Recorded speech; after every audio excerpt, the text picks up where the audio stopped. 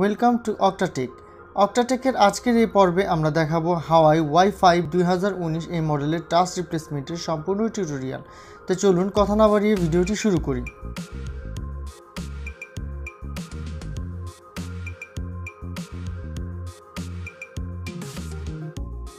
এই টাচটা একই সঙ্গে ফাটা এবং একই সঙ্গে টাচের উপরে কাজ করতেছে না, তো এই কারণে হচ্ছে টাচটা পরিবর্তন করা খুবই জরুরি। তো টাচ পরিবর্তন করার জন্য আমরা প্রথমে মোবাইলটি সম্পূর্ণ ডিসঅ্যাসেম্বল করে নিব। ডিসঅ্যাসেম্বল করার প্রথম স্টেপেই আমরা সিম ট্রেটা খুলে বের করে নিব এবং ওপেনারের সাহায্যে ব্যাকশেলটা আস্তে আস্তে খুব সুন্দরভাবে রিমুভ করব, যাতে করে ব্যাকশেল বা মোবাইলের ভেতরে কোনো ধরনের কোনো ড্যামেজ না হয়। আমাদের ব্যাকশেল খোলা হয়ে গেছে, আপনারা দেখতেই পাচ্ছেন। এরপরে হচ্ছে আমরা মাদারবোর্ডের উপরে যে আপার সেটা লাগানো আছে এবং নিচে লজিকের উপরে যে রিঙ্গারটা লাগানো রয়েছে সেই সবগুলো স্ক্রু আমরা আনটাই করে নিব, অর্থাৎ সবগুলো স্ক্রু আমরা খুলে মোবাইলটিকে সম্পূর্ণ ডিসঅ্যাসেম্বল করে নিব।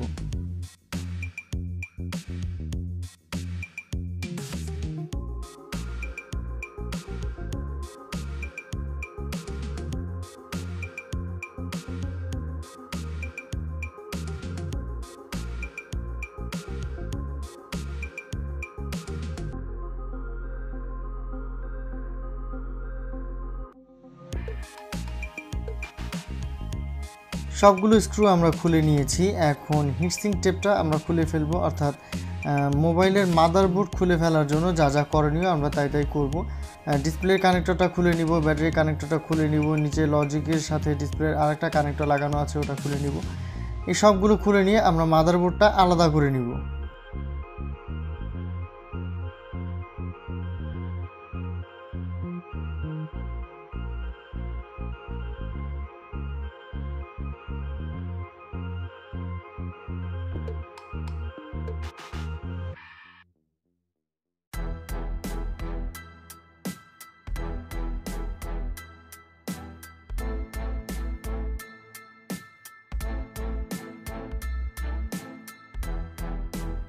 মাদারবোর্ডটা আলাদা করে নেওয়ার পরে আমরা মোবাইলটা হিট স্টেশনের উপর 80°C তাপমাত্রায় কমপক্ষে 5 মিনিট হিটে রেখে দিব, যাতে করে আমরা ডিসপ্লেটা খুব সুন্দরভাবে আলতোভাবে খুলে আনতে পারি কোনো ধরনের কোনো সমস্যা ছাড়াই। মনে রাখবেন, হিট যদি যথেষ্ট পরিমাণ ভালো হয় তাহলে কিন্তু আপনার মোবাইলের ডিসপ্লেটা ইজিলি আপনি খুলে আনতে পারবেন কোনো ধরনের কোনো সমস্যা ছাড়াই। আপনারা দেখতেই পারতেছেন হিট ভালো হওয়ার কারণে আমাদের মোবাইলের ডিসপ্লেটা খুলতে কোনো ধরনের কোনো অসুবিধা হয় নাই, বা এখানে ডিসপ্লের রিস্কের কোনো প্রয়োজন নাই। ডিসপ্লেটা খুব সুন্দরভাবে খুলে আসছে কোনো ধরনের কোনো সমস্যা ছাড়াই। ডিসপ্লে খোলার সময় যদি ডিসপ্লে নষ্ট হয়ে যায় তাহলে কিন্তু নতুন ডিসপ্লে লাগাতে হবে। যদিও এই কাজে রিস্ক থাকে, তবে দেখে শুনে কাজ করলে কাজ সাকসেসফুল হওয়ার চান্সটাই বেশি থাকে। তো এখন আমরা টাচের রিবনটা ডিসপ্লের রিবন থেকে আলাদা করে নিব।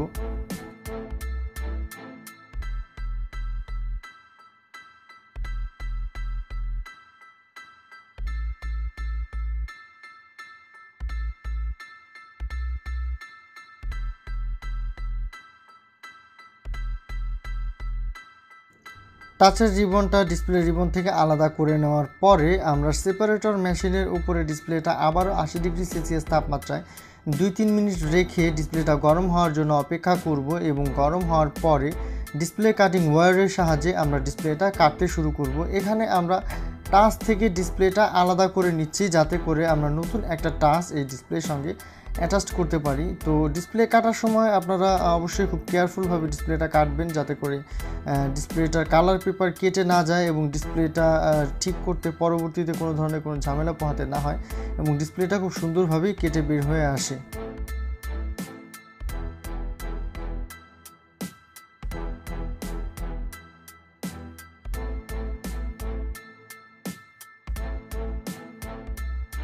তো বন্ধুরা, আপনারা দেখতে পারতেছেন যে ডিসপ্লেটা আমরা খুব সুন্দরভাবেই কেটে ফেলেছি কোনো ধরনের কোনো অসুবিধা ছাড়াই। এখন ডিসপ্লের উপরে যে বাড়তি আঠাটুকু আছে এই আঠাটুকু আমরা পরিষ্কার করে ফেলে দিব। তো আপনারা মনে রাখতে হবে যে সম্পূর্ণ প্রসেসিংটাই কিন্তু অনেক ধৈর্যের এবং অনেক আস্তে আস্তে কাজগুলো করতে হয়, যাতে করে মোবাইলের কোনো ধরনের ডিসপ্লের কোনো ধরনের কোনো সমস্যা বা ক্ষতি না হয়। তো এই প্রসেসিংয়ে লাভ হচ্ছে আপনার অরিজিনাল ডিসপ্লেটা থেকে যায়, তাতে করে কালার রেজুলেশনটা খুব ভালো পাওয়া যায়। অরিজিনাল ডিসপ্লে আসলে খুব কম পয়সায় রাখাটা খুবই কষ্টসাধ্য। তো এখানে ডিসপ্লের সম্পূর্ণ বিলও পে করতে হয় না, খুব অল্প পয়সায় আমাদের অরিজিনাল ডিসপ্লেটা থেকে যায়। তো আঠা পরিষ্কার করার পরে আমরা ফাইনাল টাচ মানে ফাইনালি পরিষ্কার করে নেব ডিসপ্লেটা, যাতে করে আমরা ওসিএফ লেমিনেশন করে টাচটা খুব সুন্দরভাবে লাগিয়ে দিতে পারি। ফাইনালি পরিষ্কার করে নেওয়ার জন্য আমরা যে কোনো ব্র্যান্ডের 530 স্প্রে ব্যবহার করতে পারি।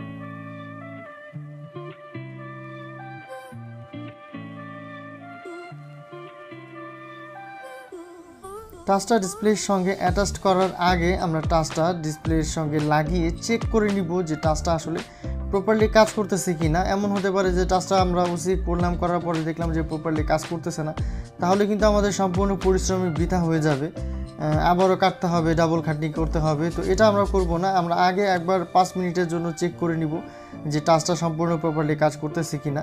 আমরা যদি দেখি যে টাচটা প্রপারলি কাজ করতেছে, তাহলেই কিন্তু টাচটা আমরা ডিসপ্লের সঙ্গে ওসি এলিমিনেশন করে দিব, তা না হলে আমরা করব না, অন্য একটা টাচ আমরা ট্রাই করব। তো সাধারণত টাচ এগুলো নষ্ট হয় না, ভালোই হয়, তারপরেও চেক করে নেওয়া আসলে উচিত, তাতে আপনারও খাটনি কমবে আর কাস্টমারেরও হয়রানি কম হবে। তো চলুন আমরা টাচটা চেক করে নিই।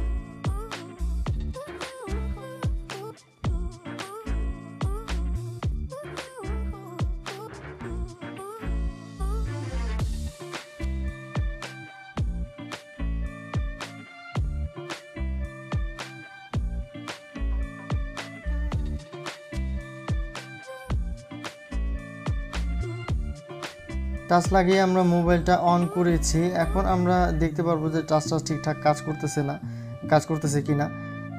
তো দেখা যাচ্ছে যে টাচটা মনে হয় ঠিকঠাক কাজ করতেছে, বাট লাগানোর আগে প্রপারলি আমরা চেক করে নিব। এতে যদি 2-3 মিনিট সময় বেশিও লাগে তাতেও কোনো সমস্যা নাই, প্রয়োজনে আমরা আরও বেশিক্ষণ ধরে টাচ চেক করব, কোনো সমস্যা নাই। কিন্তু লাগানোর পরে যাতে কোনো ধরনের কোনো ঝামেলা পোহাতে না হয়, এদিকে আমাদের খেয়াল রাখতে হবে। তো এর আগে যে টাচটা ছিল সেই টাচের মূল সমস্যা ছিল উপর থেকে শাটার নামতো না, উপর থেকে ওই নোটিফিকেশন বাটা নেমে আসতো না, উপরে আসলে কাজ করতো না। তো এই টাচটা আমরা দেখতে পারতেছি প্রপারলি সব জায়গায় ওয়ার্ক করতেছে, কোনো ধরনের কোনো অসুবিধা নাই।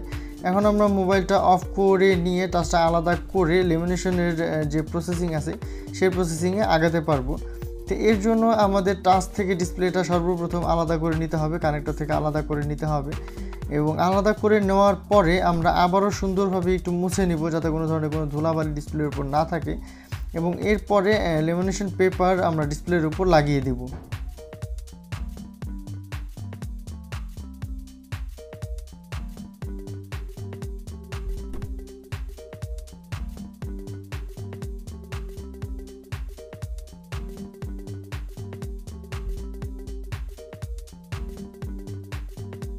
লেমিনেশন পেপারটা কিন্তু ডিসপ্লের উপর প্রপারলি বসাতে হবে, না হলে কিন্তু ডিসপ্লেতে বাবল থেকে যাবে, দেখতে খারাপ লাগবে। লেমিনেশন পেপার বসানোর পরে আমরা লেমিনেশন পেপারের যে বাড়তি অংশটুকু আছে সেটুকু কেটে ফেলে দিব।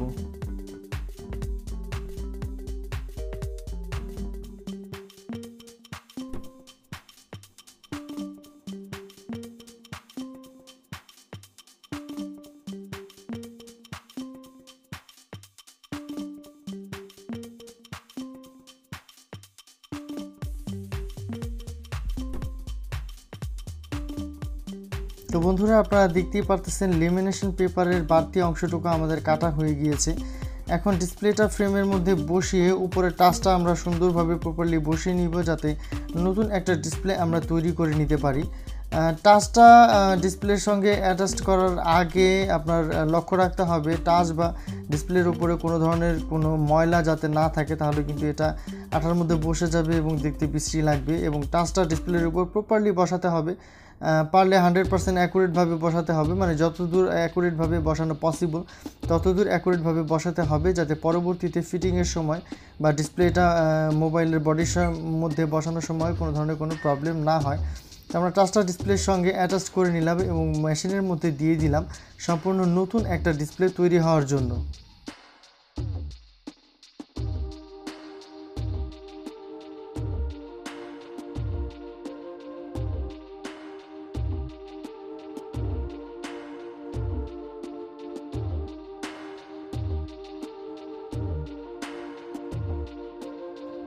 তো বন্ধুরা, দেখতেই পারলেন যে কিভাবে মেশিনের মধ্য থেকে আমরা সম্পূর্ণ নতুন একটা ডিসপ্লে তৈরি করে নিয়ে আসলাম। এখন টাচের রিবনটা ডিসপ্লে রিবনের সঙ্গে এঁটে দিব এবং টাচের রিবনের নিচে আমরা বোথ সাইড টেপ ব্যবহার করব, যে টেপের নিচে উভয় সাইডেই আঠা আছে। এতে কি হবে, টাচটা ডিসপ্লের সঙ্গে যখন আমরা ডিসপ্লে কানেক্টরের সঙ্গে টাচের কানেক্টরটা লাগিয়ে দিব তখন টাচের কানেক্টরটা নড়াচড়া করবে না, যার ফলে টাচটা অ্যাকুরেটভাবে কাজ করবে কোনো ধরনের কোনো অসুবিধা ছাড়াই। তো ডিসপ্লের সঙ্গে টাচের কানেক্টরটা জুড়ে দেওয়ার পরে আমরা বডিটার উপরে আঠা লাগিয়ে দিব বা ডিসপ্লেটা মোবাইলের সঙ্গে লাগানোর জন্য যা যা করা দরকার আমরা তাই করব। এখানে যেহেতু মোবাইলের বডিটা কালো তাই আমরা কালো আঠা ব্যবহার করতেছি এবং আঠা ব্যবহার করার পরে অন্ততপক্ষে 2-3 মিনিট অপেক্ষা করতে হবে যাতে করে আঠাটা শুকিয়ে যায়, একটু শুকিয়ে যায় এবং তারপরে আমরা ডিসপ্লেটা খুব সুন্দরভাবে ফিটিং করতে পারি। মনে রাখবেন আঠাটা একটু শুকানোর পরে কিন্তু ডিসপ্লেটা বডির উপর খুব সুন্দরভাবে ফিটিং হয় কোনো ধরনের কোনো ঝামেলা ছাড়াই। তো আপনারা দেখতে পারতেছেন 2-3 মিনিট অপেক্ষা করার পরে আমরা ডিসপ্লেটা খুব সুন্দরভাবে বসিয়ে দিব। এখানে লক্ষ্য করলে আপনারা দেখতে পারবেন যে ডিসপ্লেটা কিন্তু অ্যাকুরেটভাবে বসেছে কোনো ধরনের কোনো ঝামেলা ছাড়াই। আমরা ডিসপ্লেটা অ্যাকুরেটভাবে কাজ করতে পেরেছি কোনো ধরনের কোনো ঝামেলা ছাড়াই। তো আমরা মোবাইলটা যেভাবে ডিসঅ্যাসেম্বল করে নিয়েছিলাম এখন প্রপারলি ঠিক সেইভাবেই অ্যাসেম্বল করে নিব। প্রথমে মোবাইলের ওপরে মাদারবোর্ডের সঙ্গে ডিসপ্লে কানেক্টরটা জুড়ে দিলাম এবং ডিসপ্লের নিচের যে কানেক্টরটা আছে সেটা লজিকের সঙ্গে জুড়ে দিলাম এবং লজিকের উপরে রিঙ্গারটা এবং মাদারবোর্ডের উপরে যে আপার সেলটা আছে সেই আপার সেলটা বসিয়ে দিলাম এবং এখন স্ক্রু ড্রাইভারের সাহায্যে প্রত্যেকটা স্ক্রু আমরা আবারও জায়গা মতো লাগিয়ে দিব।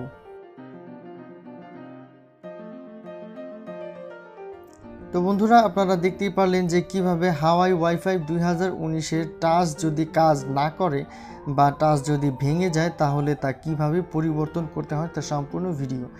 তো আপনাদের যদি এই মোবাইল সার্ভিসিং নিয়ে কোনো ধরনের কোনো প্রশ্ন থাকে তাহলে তা কমেন্টের মাধ্যমে আমাকে জানাতে পারেন, আমি উত্তর দেওয়ার চেষ্টা করব। এবং সার্ভিসিং নিয়ে কোনো ধরনের কোনো সমস্যা থাকলে বা আপনার মোবাইলে যদি কোনো ধরনের কোনো প্রবলেম থাকে এবং আপনি তা ঠিক করাতে চান তাহলে যে কোনো ধরনের সমস্যার সমাধান পেতে আপনি আমাদের ফেসবুকের মাধ্যমে আমাদের ফেসবুক পেজের মাধ্যমে আমাদের সঙ্গে যোগাযোগ করতে পারেন, যার লিঙ্ক ডেসক্রিপশনে দেওয়া থাকবে।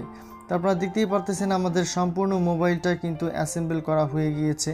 লাস্ট স্টেপে আমরা সিম ট্রেটা লাগিয়ে দেব মোবাইলের সঙ্গে এবং দেখে নিব যে আমাদের মোবাইলটা প্রপারলি ওয়ার্ক করতেছে কিনা বা ডিসপ্লেটা সম্পূর্ণ ঠিকঠাক আছে কিনা। যদি আমাদের ভিডিওটা একটুও ভালো লেগে থাকে এবং ভিডিওটা আপনার উপকারে আসে তাহলে দয়া করে একটি লাইক করে দিবেন আমাদের চ্যানেলে আমাদের উৎসাহ বাড়ানোর জন্য এবং এই ধরনের নতুন নতুন আপডেট পাওয়ার জন্য আমাদের চ্যানেলটি সাবস্ক্রাইব করে আমাদের পাশেই থাকবেন।